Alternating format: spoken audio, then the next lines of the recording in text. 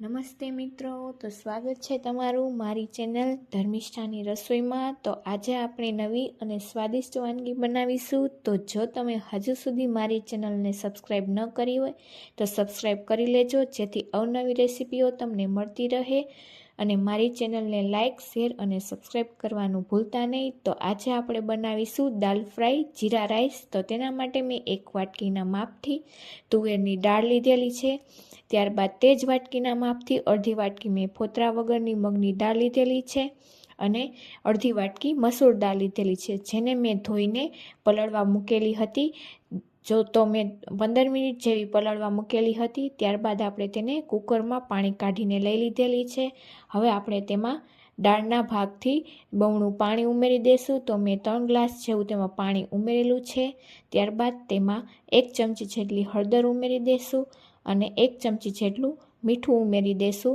અને આ રીતે દાળને પલાળીને લેવાથી ઓછી વિસલમાં આપણી દાળ બફાઈ જશે। ત્યારબાદ તેમાં થોડું તેલ ઉમેરી દઈશું, જેથી કરીને આપણી દાળ બહુ ઉભરાશે પણ નહીં અને એકદમ સરસ તૈયાર થઈ જશે। તો હવે ત્યારબાદ આપણે ચોખા લઈ લેશું। તો મેં 1 કપના માપથી બાસમતી ચોખા લીધેલા છે। તમારી પાસે જે પણ અવેલેબલ હોય તે લઈ શકો અને તેનો સ્ટાર્ચનો ભાગ દૂર થાય ત્યાં સુધી આપણે તેને આ રીતે ધોઈ લેશું અને તેમાં પાણી ઉમેરી અને તેને રેસ્ટ થવા દેશું। ત્યાં સુધી મેં એક પેનમાં 2 ચમચી જેટલું ઘી ગરમ કરવા મૂકેલું છે। આપણું ઘી ગરમ થઈ જાય ત્યારબાદ આપણે તેમાં જીરું ઉમેરી દઈશું અને જીરું ઉમેર્યા બાદ આપણે 1 નાનો તજનો ટુકડો અને 3 લવિંગ ઉમેરી દઈશું। તો આપણું જીરું છે એ મેઇન ઇન્ગ્રીડિયન્ટ છે આપણા ભાત માટે। તો આ રીતે તેને થોડું એવું આપણે સાતડી લેશું। ત્યારબાદ આપણા ભાત તેને આપણે ઉમેરી દઈશું। તો આ રીતે ભાતને ઉમેરીને આપણે ઘીમાં તેને બરોબર મિક્સ કરવાના છે, જેથી કરીને આપણા ભાત ઉપર એક લેયર બંધાઈ જાય ઘીનું। તો આ રીતે તેને મિક્સ કરી અને તેમાં આપણે પાણી ઉમેરી દઈશું। તો મેં 1 ગ્લાસ જેવું તેમાં પાણી ઉમેરી દીધેલું છે અને તેને આપણે ધીમા ગેસની ફ્લેમ પર થવા દઈશું।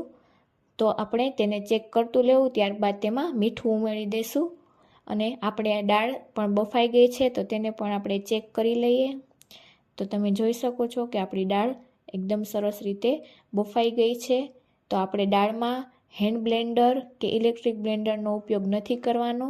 જો તમને જરૂર લાગે તો પાણી ઉમેરી અને દાળ થીક હોય તો તેને પાતળી કરી લેવી। તો મને જરૂર લાગેલી હતી તો મેં 1 ગ્લાસ જેટલું પાણી ઉમેરી અને આ રીતે ચમચાની મદદથી તેને ચલાવી લીધેલી છે। હવે આપણે તેમાં વઘાર કરવા માટે 1 ચમચી પેનમાં મેં ઘી ગરમ કરવા મૂકેલું છે અને 2 પાવરા મેં તેલ લીધેલું છે।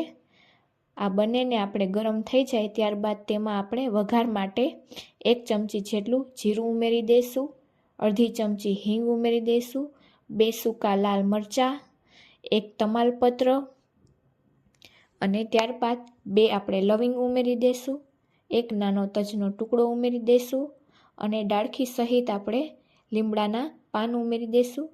તો આ રીતે આપણે વઘારને બરોબર સાતડી લેશું। આપણો વઘાર બરોબર સતળાઈ જાય ત્યારબાદ તેમાં આપણે લસણ ઉમેરી દઈશું। મેં જે ઝીણું સુધારીને 6-7 કળી લસણ લીધેલું હતું તે આપણે ઉમેરી દઈશું। ત્યારબાદ ઝીણા ટુકડા આદુના, તો મેં અડધો ટુકડો જેટલું આદું લીધેલું હતું, નાનો ટુકડો, તેને પણ આપણે તેલમાં ઉમેરીને સાતળી લેશું। ત્યારબાદ મેં 1 લીલું મરચું સુધારેલું હતું તે પણ ઉમેરી દઈશું અને તેને પણ બરાબર સાતળી લેશું। તો આપણું મરચું અને લસણ સતળાઈ જાય ત્યારબાદ મેં 4 નાની ડુંગળી સુધારીને રાખેલી હતી તેને પણ આપણે ઉમેરી દઈશું અને આ રીતે ચલાવીને ટ્રાન્સપરન્ટ થાય ત્યાં સુધી તેને પણ આપણે કરી લેશું। તો તમે જોઈ શકો છો ડુંગળી ટ્રાન્સપરન્ટ થઈ ગઈ છે। ત્યારબાદ મેં 2 નંગ ટમેટાં સુધારીને રાખેલા હતા તેને પણ આપણે તેલમાં ઉમેરી દઈશું અને આ રીતે ચલાવીને તેને પણ સાતળી લીધેલા છે। તો આ રીતે 5 મિનિટ જેવું તેને પણ મેં સાતળેલા છે। તો આપણું તેલ પણ છૂટું પડી ગયું છે।